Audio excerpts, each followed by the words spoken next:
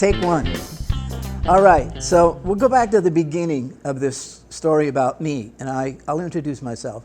My name is Rob Joly. I've owned Jim's Music Centers for over 50 years. So how I met Leo Fender, this incredible man, this mastermind of the music business. I was 17 years old. I lived in Santa Ana. Our local music store was Sightseer Music. Jim Sightseer was the owner. That's where all of us in Orange County bought our musical gear at that time. I was playing with a group called Churchill up in LA, and I was the house band of Gazaris. And I was looking for a new bass amp. At that time, I was playing a Super Beetle. You know what a Super Beetle is? It's an amplifier that Vox manufactured for the Beatles, and this was a big one, head with a stack. Not necessarily a bass amp, but it was okay. So I was looking for a bass amp, and I was looking at an acoustic 360, which was a folded horn 18. And I was in Sightseers, and I was talking to a gentleman there named Steve Schmidt, local drummer, still is. And Jim was there with some guys, some men, older men.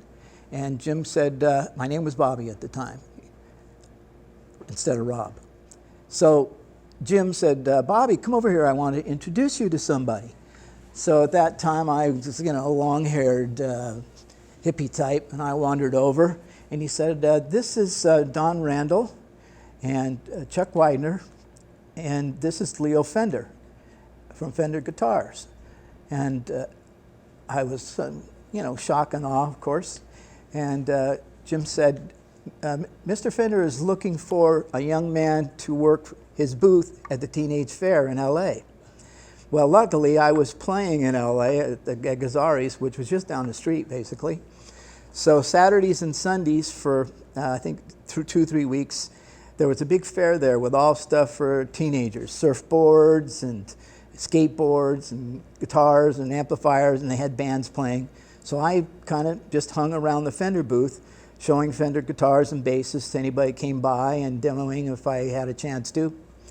And I did that for him for the first year, and afterwards he asked if I would be kind of like a gopher for him, picking up amplifiers and taking from one place to the other. At that time, I remember he had, and I think it might have been Don Randall's office, but it was on Chestnut in Santa Ana. So I'd pick up paperwork or an amplifier there and take it to the Fender factory in Anaheim off of Raymond.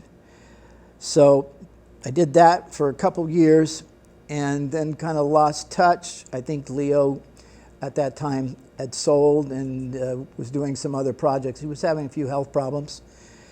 So I lost touch with him, and that was how I first met Leo. And we'll call that episode 1.